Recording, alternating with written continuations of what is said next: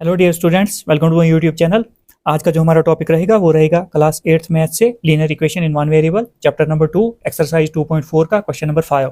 इससे पहले वाली वीडियो में हमने जो है क्वेश्चन नंबर 3 और 4 कंप्लीट कर लिया था। ये जो सिलेबस में पढ़ा रहा हूँ, ये सिलेबस जो है जेके बोस क्लास 8th के लिए पढ़ा रहा हूँ। जेके बोस क्लास 8th का जितना भी T2 का सिलेबस है वो मैं पहले ही अपलोड कर चुका हूँ। अगर आप चैनल पर नए हो तो चैनल को सब्सक्राइब कीजिए, लाइक कीजिए, शेयर कीजिए।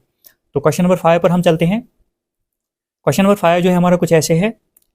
Sahil's mother's present age is 6 times Sahil's present age. सबसे पहले हमें पता ही नहीं साहिल की प्रेजेंट एज कितनी है, तो हम यहाँ पर क्या करते हैं, सबसे पहले लिखता हूँ मैं साहिल यहाँ पर, उसके बाद साहिल्स मदर, समझाने के लिए यहाँ पर सबसे पहले हमें पता नहीं साहिल की एज प्रेजेंट एज कितनी है, तो हम क्या करते हैं, इसको एक्स कर देते हैं। उसके बाद बोला है जो साहिल की माँ की एज है वो साहिल से कितनी ज़्यादा है, 6 गुना ज़्यादा है, तो ये हो जाएगा 6x। साहिल की मदर जो है उसकी प्रेजेंट एज जो है वो 6 गुना ज़्यादा है साहिल की प्रेजेंट एज से। तो साहिल की प्रेजेंट एज हमने कितनी मानी, x, तो उसकी मदर की एज कितनी होगी, 6 गुना ज़्यादा है, तो 6 इंटू एक्स। आगे क्या बोला है, Sahil's age 5 years from now. Sahil की एज आज से 5 साल बाद, तो आज कितनी एज है साहिल की, x, तो 5 साल बाद कितनी होगी, प्लस x हो जाएगा इसका। ये हो गई साहिल की प्रेजेंट एज और उसमें 5 जोड़ दिए, तो आज से 5 साल बाद साहिल की एज कितनी होगी, x plus 5। Sahil's age 5 years from now will be 1/3 of his mother's present age. Sahil की जो एज होगी आज से 5 साल बाद वो उसकी माँ की प्रेजेंट एज की 1/3 होगी। मतलब माँ की प्रेजेंट एज कितनी है आज, 6x, और 1/3 हो जाएगी मल्टीप्लाई बाय 1/3। ये हमारी इक्वेशन बन गई, बिल्कुल आसानी से मैंने समझाया। बोला यहाँ पर साहिल की आज से 5 साल बाद जो एज होगी वो उसकी माँ की प्रेजेंट एज की 1/3 होगी, 1/3 होगी। तो आगे क्या बोला है, 1/3 of mother's present age, what are their present ages, तो हमने इनकी प्रेजेंट एजेस बतानी है। तो अब हमने जो क्या करना है, ये जो है इक्वेशन जो हमने बनाई बिल्कुल यही हमने पुट करनी है। मैंने समझा लिया, अब मैं सीधे क्वेश्चन पर चलता हूँ। अब हम सोल्यूशन देखते हैं इसकी। सबसे पहले हम लेट करते हैं, let present age of Sahil जो है कितनी है, x। Let present age of Sahil जो हमने कितनी रखी, x रखी, एंड उसकी मदर की प्रेजेंट एज कितनी रखी, 6x। कंडीशन के हिसाब से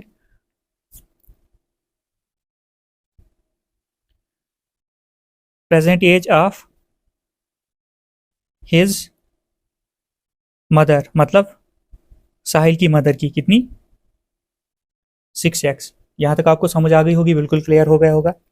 अब यहां पर बोला है कि साहिल की एज 5 साल बाद, तो हमने यहां पर क्या किया, Sahil's as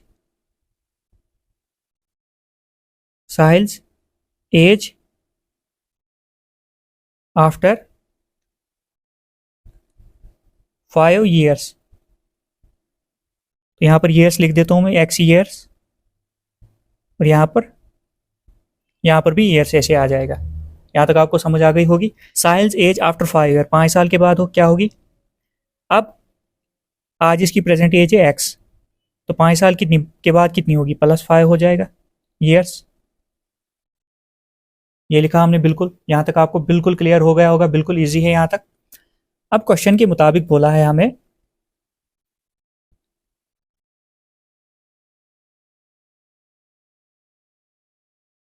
according to given question,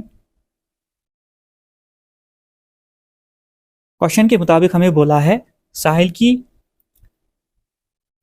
ये जो एज है x प्लस 5 आज से 5 साल बाद, वो जो होगी उसकी माँ की प्रेजेंट एज की 1/3 होगी।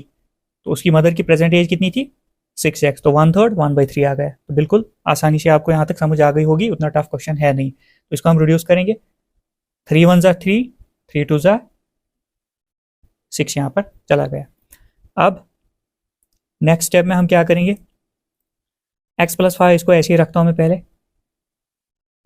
तो यहाँ पर बचा हमारा 2x, 2 1 ज़ा 2 इंटू एक्स, 2x, हमारा 2x बच गया। अब हम क्या करते हैं, इसकी ट्रांसपोजिंग करते हैं। 5 यहाँ पर ऐसे ही है, x यहाँ पर, तो 5 इस जगह ही रखता हूँ मैं, x की ट्रांसपोजिंग को साइड कर देता हूँ मैं, 2x अपनी जगह रहेगा, यहाँ पर प्लस एक्स जो है उस साइड जाकर ये क्या बनेगा, माइनस एक्स बन जाएगा। तो ये मैंने पहले भी समझा है, ट्रांसपोजिंग में क्या होता है, जो प्लस वाला होता है वो माइनस बनता है, माइनस वाला प्लस बनता है। यहाँ पर एक्स जो था प्लस में था, उस साइड गया जाएगा तो ये क्या बनेगा, माइनस बनेगा। तो अब यहाँ पर 2x, तो दिस एम्प्लाइज दैट 5 हमारा ऐसे ही रहेगा। 2x में से अगर हम x माइनस कर देंगे तो कितना बचेगा, 2x में से हमारे पास 2x है, उसमें से एक x निकाल दिया तो कितना बचा, एक x ही बचेगा। तो 1x हम नहीं लिखते हैं, तो इसीलिए x। तो x की वैल्यू कितनी आई, 5। तो x की वैल्यू हमने क्या मानी थी यहाँ पर, साहिल की प्रेजेंट एज। तो यहाँ पर एक चीज़ हमें पता चल गई, साहिल की प्रेजेंट एज जो है वो कितनी है, x। तो और इसको ऐसे भी लिख सकते हो, x इज इक्वल टू 5। ऐसे हो दोनों कंडीशंस में बात एक ही होती है। तो हो गया यहाँ तक। अब हम इसकी प्रेजेंट एज जो है लिख लेते हैं, क्या क्या रखी थी जो हमने लेट की थी। देयरफॉर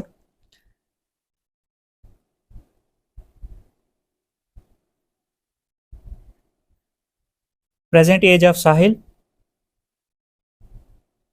कितनी मानी थी हमने यहाँ पर, x ईयर्स। तो x कितना निकला, तो 5 ईयर्स यहाँ पर निकल गई। और मदर की present age and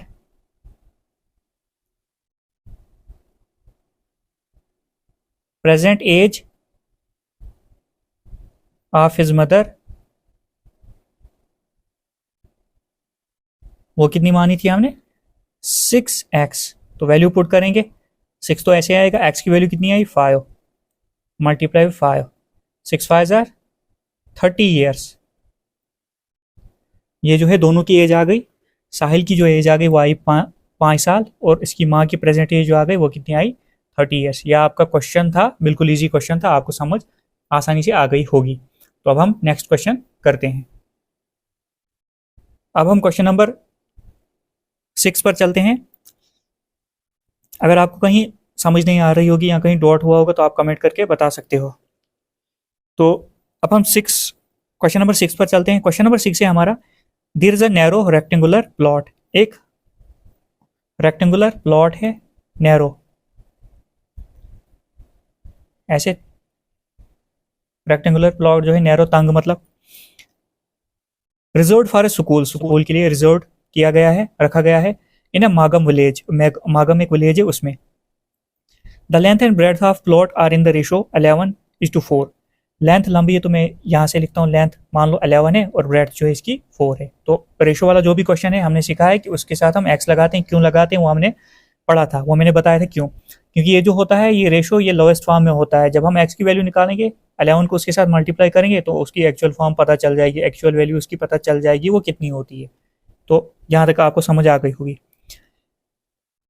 at the rate of ₹100 per metre it will cost the village panchayat ₹75,000 to fence the plot. ये जो प्लॉट है इसकी क्या करनी है, फेंसिंग, मतलब इसको जो है कवर करना है, एरिया जो सराउंडिंग है ना इसको जो है मतलब यहाँ तार लगानी है, दीवार लगानी है, जो करना है इसकी फेंसिंग कर देनी है यहाँ इन साइड में, ये वाली साइड जो है इनको कवर कर देना है, फेंसिंग कर देनी है। और जो विलेज पंचायत है उनको जो टोटल खर्चा आ रहा है वो आ रहा है 75,000, मतलब 75,000 जो इसको खर्चा आ रहा है इसको फेंसिंग करने में। इसको जो भी जिससे भी कवर करना हो, चाहे दीवार देनी हो, तार लगानी हो, वायर कुछ भी करनी हो, तो उसका खर्चा जो टोटल आ रहा है विलेज पंचायत को वो 75,000 आ रहा है। किस हिसाब से, पर मीटर, 1 मीटर का जो खर्चा आ रहा है वो ₹100 आ रहा है। उसके बाद हमें पूछा है यहाँ पर what are the dimensions of the plot. हमें जो इसकी डायमेंशन होती है फैलाव, मतलब लेंथ और एंड ब्रेड, हमने ब्रेड्थ, लेंथ और ब्रेड्थ हमने क्या करनी है, इसकी फाइंड करनी है।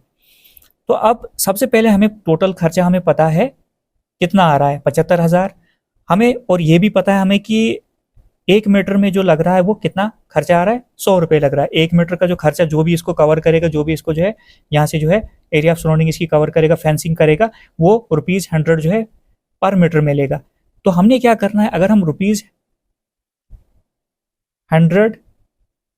पर मीटर को डिवाइड करेंगे टोटल रुपीज़ के साथ, 2 ज़ीरोज़ यहाँ से कट जाएंगे, 2 ज़ीरोज़ यहाँ से कट जाएंगे, तो ये जो बचा हमारा ये क्या आएगा, 750। यूनिट क्या बचा यहाँ पर, मीटर। तो ये हमारा आ गया पेरीमीटर जो हमें चाहिए। यहाँ तक समझ आ गई होगी। जब हमने टोटल खर्चा कितना आ रहा है 75,000, उसको हमने डिवाइड किया पर मीटर के साथ, तो हमें क्या मिला, पेरीमीटर मिला, क्योंकि रुपीज़ के साथ यहाँ पर रुपीज़ कट जाएगा, ये रुपीज़ कट जाएगा, तो आपका बचेगा मीटर। ये टोटल इसका पेरीमीटर आ गया। पेरीमीटर माने area of surrounding, length into breadth जोड़कर इतना आया।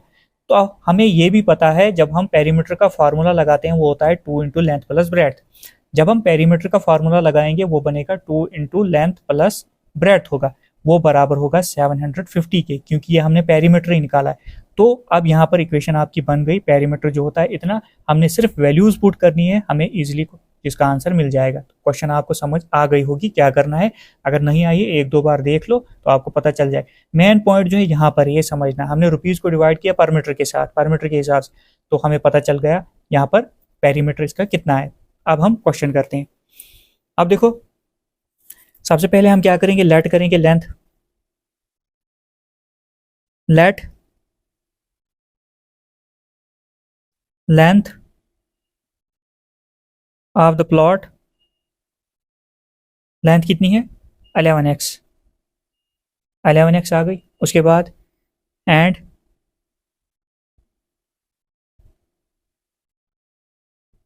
Breadth of the rectangular plot, लिख सकते हो रेक्टेंगुलर भी, कितनी है ब्रेड्थ आपकी 4x। ये आ गई आपकी लेंथ, ये आ गया आपकी ब्रेड्थ, ये रेशो में दी है, एक्चुअल वैल्यू नहीं है, आ गया। उसके बाद total cost of fencing the plot जो है 75,000 लिख लेते हैं पहले। Total cost of fencing the plot कितना है, ₹75,000 आ रहा है। कॉस्ट पर मीटर स्क्वायर कितना है, कॉस्ट पर मीटर जो है, कॉस्ट पर मीटर कितना है, वो है ₹100। अब हम क्या करेंगे, पेरीमीटर निकालेंगे। अब ये चीज़ हम यूज़ करेंगे यहाँ पर। अब अगर हमने पेरीमीटर मालूम करना होगा, पेरीमीटर ऑफ प्लॉट, बिल्कुल यही लिख लेंगे हम, ₹75,000 को हम डिवाइड कर लेंगे ₹100 मीटर के साथ। जो मैंने यहाँ पर लिखा वही करना है, जीरो के साथ जीरो काट, जीरो के साथ रुपीज़ के साथ रुपीज़ काट, तो बचा कौन सा यूनिट हमारा 750, और ये मीटर ऐसे आ गए। ये जो आ गया आपका, ये आपका पेरीमीटर आ गया, मतलब 2 इंटू लेंथ प्लस ब्रेड जोड़कर ये आ गया पेरीमीटर आपका सारा, इसकी बाउंड्री जो है जो हमने कवर करनी है, जो फेंसिंग जिसकी करनी है। अब हमें ये भी पता है पेरीमीटर ऑफ प्लॉट जो होता है उसका फॉर्मूला क्या होता है, पेरीमीटर ऑफ प्लॉट मतलब रेक्टेंगुलर प्लॉट। यहाँ पर आपको दिखा होगा ये जो प्लॉट है ये किस शेप का है, ये रेक्टेंगल की शेप है, तो पेरीमीटर ऑफ रेक्टेंगल ही लगेगा। तो क्या होता है वो होता है 2 इंटू लेंथ प्लस ब्रेड्थ होता है। 2 इंटू लेंथ प्लस ब्रेड्थ तो हमने लगा लिया, मगर हमने जो पेरीमीटर निकाला वो कितना है 750। अब जब हम ये फॉर्मूला लगाते हैं 2 इंटू लेंथ प्लस ब्रेड्थ, तो उससे निकलता क्या है पेरीमीटर। पेरीमीटर हमें ऑलरेडी हम निकाल चुके हैं, तो ये दोनों बराबर हो गए, तो बन गई इक्वेशन। तो अब इसके बाद हम क्या करेंगे, हमने कुछ नहीं करना है, सिर्फ और सिर्फ वैल्यूज इसमें पुट कर देनी है। 2 ऐसे ही आएगा, लेंथ कितनी है आपकी, मतलब रेक्टेंगुलर प्लॉट की 11 और ब्रेड जो है 4x है, तो बराबर 750। अब यहाँ से आगे आप क्वेश्चन कर सकते हो खुद भी, क्योंकि यहाँ तक तो आपको समझ आ गई होगी। 2 ऐसे ही लेते हैं हम, 11x plus 4x like term है बोथ, ये जो है दोनों जो है लाइक टर्म्स है। 11x में अगर 4x और जोड़ देंगे तो सीधे सीधे 15 बनेगा, 15x बन गया यहाँ पर, बराबर 750। अब आगे अगले स्टेप में हम क्या करेंगे, 2 यहाँ पर मल्टीप्लाई में, इसको ऐसे यहाँ तो मल्टीप्लाई भी कर सकते हो, इधर मैं मल्टीप्लाई कर देता हूँ, इधर यहाँ पर मैं मल्टीप्लाई कर देता हूँ। 2 15 कितना होता है 30, एक्स इसी के साथ है, तो ऐसे आएगा, तो ये आएगा 750। 2 यहाँ से इधर भी ले सकते हो ट्रांसपोजिंग करके।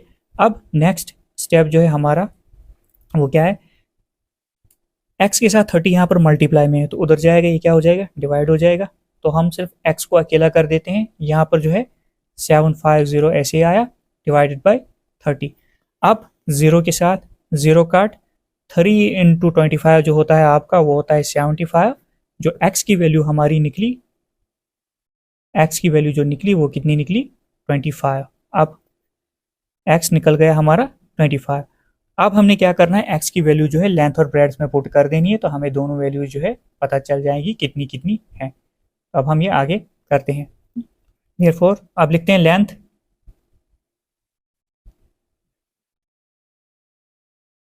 Length of rectangular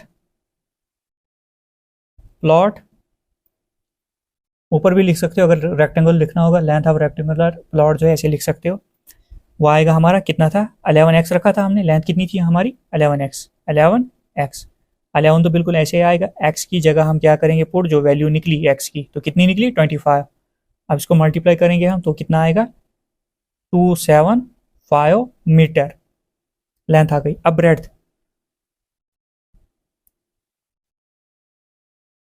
breadth of rectangular plot कितनी 4x आ गई, 4 तो 4 ही रहेगा। x की वैल्यू कितनी निकली 25, 4 इंटू 25 आपका होगा 100 मीटर। ये आपकी लेंथ भी पता चल गई और ब्रेड्थ भी पता चल गई। तो यह आपका क्वेश्चन हो गया, बिल्कुल इजी क्वेश्चन था। आपने ध्यान देना है इक्वेशन हमने बनानी कैसे है, यहाँ पर समझना सही से। यहाँ तो अगर आपने ये सही से समझ लिया, आपके लिए क्वेश्चन बहुत ज़्यादा आसान हो जाएगा। तो जितना हो सके आप जो है चैनल को सब्सक्राइब कीजिए, लाइक कीजिए, शेयर कीजिए, ताकि आपको आने वाली हर एक अपडेट मिलती रहेगी। तो ये थे क्वेश्चन नंबर, इस वीडियो में हमने क्वेश्चन नंबर 5 और 6 किया। अगली वीडियो में हम जो है बाकी क्वेश्चन इसके जो है करेंगे।